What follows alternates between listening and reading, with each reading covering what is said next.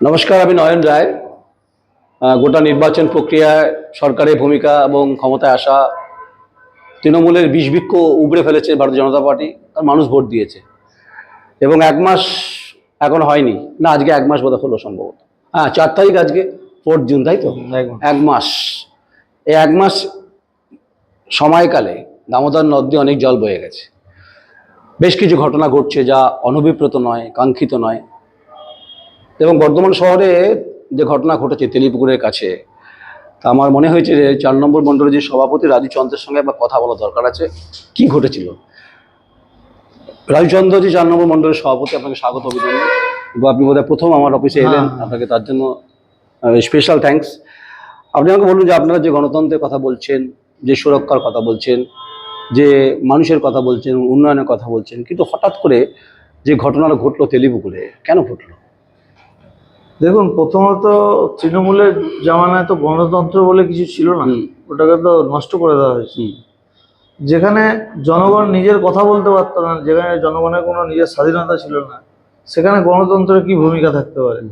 তাই গণতন্ত্রের যে ইনফ্রাস্ট্রাকচারটাকে, যেটাকে নষ্ট করে দিয়েছে তৃণমূল, আমরা চাইছি সেই জায়গাটাকে ফিরিয়ে আনতে। তো কর্মসংস্থান কাদের জন্য? সাধারণ মানুষদের জন্য, যারা গরিব দুঃখী মানুষ আছে, যাদের এক মুঠো ভাতের জন্য চোখের জল ফেলতে হয়, যারা খেতে পায় না ঠিক মতো। তৃণমূলের আমার জামানায় কি হতো, তৃণমূলের ছেলেরাই যারা ফ্ল্যাগ ঝান্ডা ধরতো, তারাই টোটো চালাতো, তারাই বাজারে বসতো। সাধারণ মানুষদের কিন্তু গরিবই মানুষ রয়ে গেছে, তাদের কোনো কর্মসংস্থানও নাই, আর তাদের কোনো জীবিকার মানে অর্থ উপার্জন করার কোনো রাস্তাও ছিল না। এমনকি তাদেরকে যদি মিটিং মিছিলে না যেত, তাদের যেটুকু মানে রুজি রোজগার সেটাও বন্ধ করে দেওয়া হতো। তো সেই জায়গায় দাঁড়িয়ে একটা তেলিপুকুরে যে একটা টোটো স্ট্যান্ড আছে, সেখানে দীর্ঘদিন ধরে তৃণমূলের একটা রাজত্ব চলেছে, যেখানে যাকে দায়িত্ব দেওয়া ছিল সে ওখানে বিভিন্ন দোকানদারের কাছ থেকে, বিভিন্ন ব্যবসাদারদের কাছ। তারা কোন দল করতো? সব তৃণমূল করতো। তাদের নেতা কে ছিল? তাদের নেতা রাসবিহারী হালদার এবং খোকন দাস। এখন রাসবিহারী হালদার কোথায়? এখন রাসবিহারী হালদার নিখোঁজ, তাকে খোকন দাস গ্রেপ্তার। খোকন দাস গ্রেপ্তার। আপনি কি মনে করেন যে রাসবিহারী হালদারের বিরুদ্ধে দুর্নীতি অভিযোগ আছে? দেখুন, কাকা ভাইপো রাসবিহারী হালদারের কি দুর্নীতি সেটা তো আমাদের মাননীয় মুখ্যমন্ত্রী বলেছেন, আপনারা তো শুনেছেন।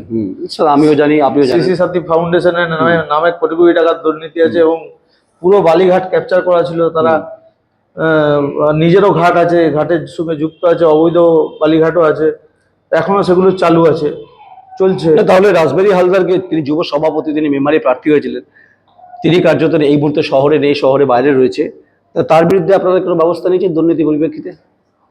তার বিরুদ্ধে ব্যবস্থা গণতান্ত্রিকভাবেই আমি ব্যবস্থা নিতে যাচ্ছি, কিন্তু তাদের যারা রাসবিহারীর যারা পেটের লোক আছে, যারা তৃণমূল এতদিন ধরে করেছে, তাদেরকে রাতারাতি বিজেপি সাজিয়ে দেওয়া হয়ে বিজেপির মধ্যে ঢুকিয়ে দেওয়া হয়েছে, যে তোরা বিজেপির মধ্যে একটা বিশৃঙ্খলা এমন তৈরি কর, মানুষ যেন বুঝতে পারে যে বিজেপি দলটাও তৃণমূলের মতো, যাতে বিজেপির ভোট ব্যাংক খুব তাড়াতাড়ি কাটতে পারে এবং আমরা আগামী দিনে কামব্যাক করতে পারি।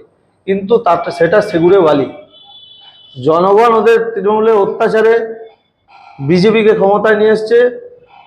কারণ হচ্ছে, তারা দেখেছে দীর্ঘদিনের শিক্ষা ব্যবস্থা শেষ করে দিয়েছে, চিকিৎসা ব্যবস্থা শেষ, এবং পরিবেশটাকে একটা দূষণের মানে কালো চাদরে মুড়ে দিয়েছে, এবং মানুষের মানে আজকে মানে হাতে বাটি ধরানোর পরিকল্পনা যেটা নিয়েছিল মমতা ব্যানার্জি, ভাতা আর ভিক্ষা দিয়ে, তো সেই জায়গায় দাঁড়িয়ে থেকে তারা আজকে যে ঘুরে দাঁড়িয়েছে বিজেপির হয়ে, তো সেটা তৃণমূলের এখনো মানে আচ্ছা নেতারা সেটা মেনে নিতে পারছে না। তারা দুঃখে তাদের বুক প্রাণ ফেটে যাচ্ছে।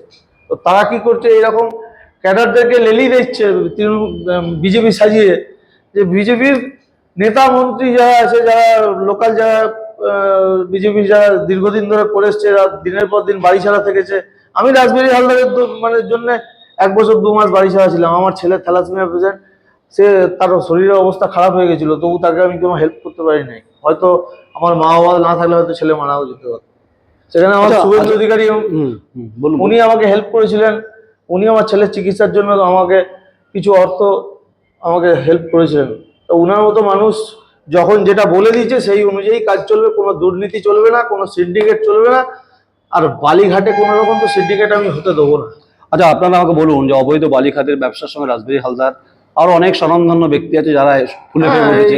বলি, যেটা বলছি আপনাকে আমি, যে তৃণমূলের হাওয়াই চটিতে আপনাদের বিজেপি কিছু নেতৃত্ব পা গলিয়ে দিয়েছে, এবং যার ফলে সদরঘাটে হোক বা নদীর ওপারে হোক বালির দিকে নজর হচ্ছে। কেন এটা আপনি জানেন এরকম ঘটনা শুনেছেন? আমাদের মধ্যে অনেক আছে তো। আচ্ছা, আমাদের মধ্যে অনেক আছে যেগুলো আগেও তৃণমূলের সঙ্গে যুক্ত ছিল, মানে তাদের মোটো যেটা ছিল যে তৃণমূলের কাছ থেকে পয়সা খেয়ে নিজেদের পেট ভরানো। এখন বিজেপি ক্ষমতায় চলে এসছে, এখন তো ওরা চাইবেই যে আমরা মানে বিভিন্নভাবে জিনিসটাকে ঘেঁটে দিয়ে যাতে আমাদের প্রাধান্যটা ওই জায়গায় মানে আরো বেশি করে শক্তিশালী করতে পারি, সেই জন্য এরা একটা মানে কি বলবো, একটা বাজে পরিকল্পনা চালাচ্ছে আর বিভিন্ন জনকে কালিমা লিপ্ত করার চেষ্টা করছে। কিন্তু তাতে আমার মনে হয় না কোনো লাভ হবে। কারণ দেখুন, আমি দীর্ঘদিন ধরে, আপনি আমাকে চেনেন, আমার নামে কোনো দুর্নীতি নাই, আমার নামে কোনো, আমি আজ পর্যন্ত কোনো মানুষকে কোনো খারাপ কথা বলেইছি। এর আর ফেসবুকে একটা ভিডিও খুব চলছে, আমি নাকি গালাগাল খিস্তি করছি। আমি প্রশ্ন আসবো আপনার কাছে, ওই প্রশ্ন আসবো আপনার কাছে। আপনি যখন বললেন প্রশ্নটা, ওই সংবাদটা আমিও করেছি। আপনার দল রক্ষণশীল দল, আপনার ডক্টর শ্যামাপ্রসাদ মুখার্জি একদম পূর্ণভূমিতে আপনার ক্ষমতায় এসছেন, দীনদয়াল উপাধ্যায়, অটল বিহারী বাজপেয়ী, লালকৃষ্ণ আডবাণী, আজকে নরেন্দ্র মোদী এবং আজকে শুভেন্দু অধিকারী, সমীর ভট্টাচার্য।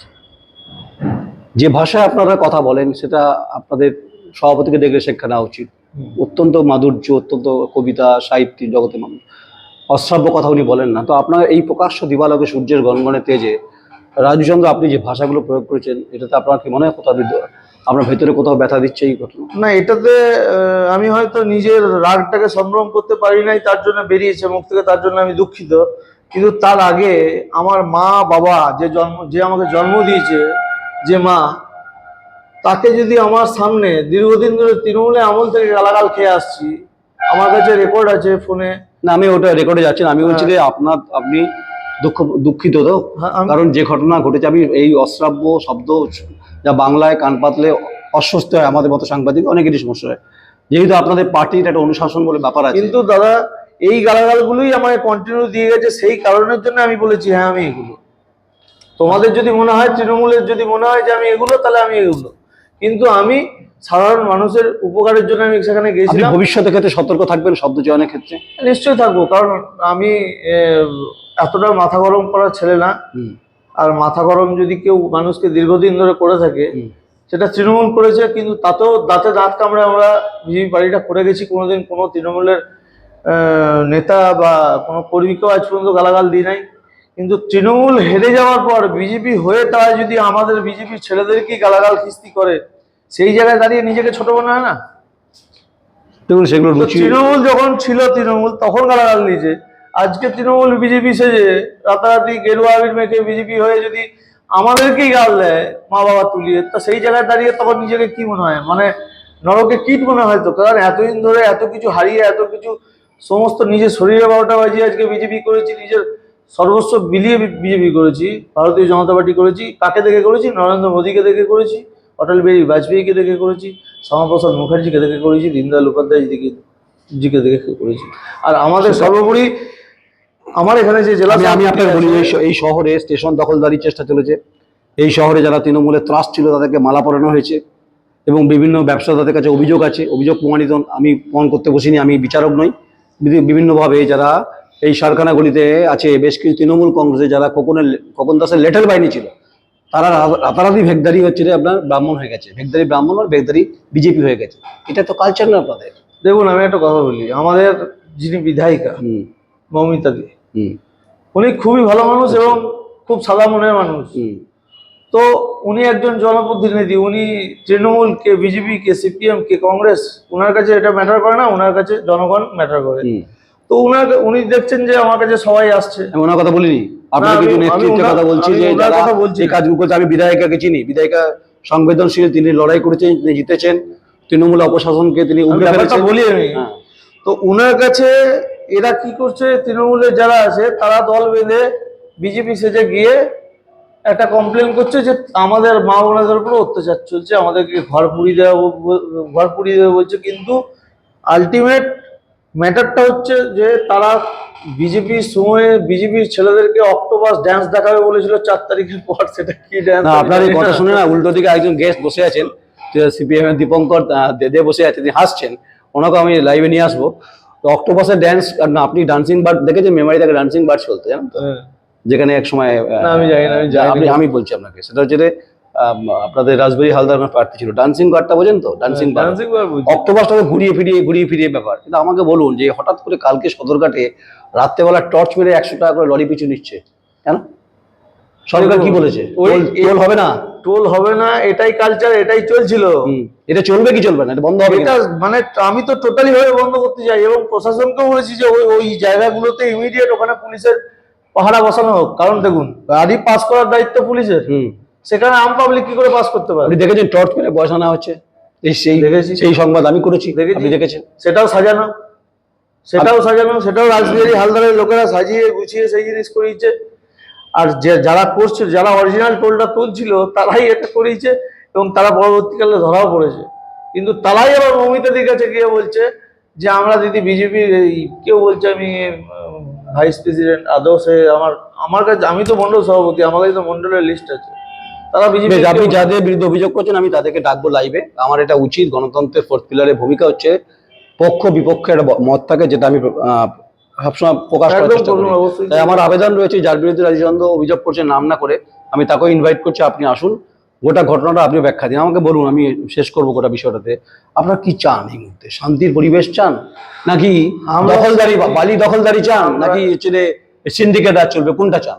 আমরা চাই দখলদারি চলবে না, সিন্ডিকেট চলবে না, একটা সুন্দর পরিবেশ তৈরি হবে যেখানে মানুষ মানে নিঃশ্বাস প্রশ্বাস নিয়ে বেঁচে থাকতে পারবে, এবং তাদের মধ্যে তাদের নিজেদের একটা স্বাধীনতা থাকবে, এবং আমাদের মা বোনেরা যাতে স্বাধীনভাবে রাস্তাঘাটে চলাফেরা করতে পারে, সেই জিনিস যাতে ফিরে আসে। এবং আমি তার জন্য সবার কাছেই অনুরোধ করছি যে এই জিনিস, মানে এই পরিবেশ যেন আমরা খুব তাড়াতাড়ি দেখতে পাই। আর অন্তত যা তৃণমূলে মানে সময় যেগুলো চলেছে তোলাবাজি, সেগুলো যেন বন্ধ হয়। কারণ তোলাবাজি করে তৃণমূলের, দেখুন যারা তোলাবাজি করেছে, তোলাবাজি একটা শিল্প ছিল, জানেন তো? হ্যাঁ, সেটা যেন বিজেপি, ভারতীয় জনতা পার্টি যেন সেই তোলাবাজি শিল্পের সঙ্গে নাম না লেখায়, তাতে আপনাদের পক্ষেই মঙ্গল। তো এটাকে মেনটেন করবেন তো? হ্যাঁ, নিশ্চয়ই করবো। কিন্তু শিল্প যখন তোলাবাজি শিল্প বন্ধ হয়ে গেলে শিল্প কারখানাটা পড়ে থাকে, মানে সেই মৃত যেমন শরীর পড়ে থাকে, সেরকম এটা শিল্প যখন শেষ হয়ে যায়, তার কিন্তু স্ট্রাকচারটা পড়ে থাকে। আমার মনে হয় সেই স্ট্রাকচারটাকেও তুলে ফেলে দেওয়া দরকার আছে। তো তার জন্য আমি সবার কাছে কঙ্কাল স্যার চেহারাটা বলছেন, যে কঙ্কালটা আমি চাই যে ওই অসাধু ব্যক্তিরা যারা এই কাজের সঙ্গে যুক্ত ছিল, তারা যেন কোনো রকম ভাবে বিজেপিতে না এন্ট্রি করতে পারে, এবং যারা বিজেপির মধ্যে থাকা, যাদের সঙ্গে যোগাযোগ রেখে যারা এই জিনিসটা করতে চাইছে, তাদেরকে চিহ্নিত করা হোক এবং তাদেরকে দল থেকে বহিষ্কার করা হোক। যারা এই জিনিসটা করতে চাইছে, যে তৃণমূলের একটা বড় সংখ্যার তোলাবাজদের এই দলে ঢুকিয়ে সেই জিনিসটা তারা নিজেরা উপভোগ করবে, সেই জিনিস যেন না হয়। এবং সেই ব্যক্তিদেরকে আমি ভালোভাবে চিনি, তাদের নাম আমি করতে চাইছি না, যা লিখিত যেখানে যা দেওয়ার আমি দেবো।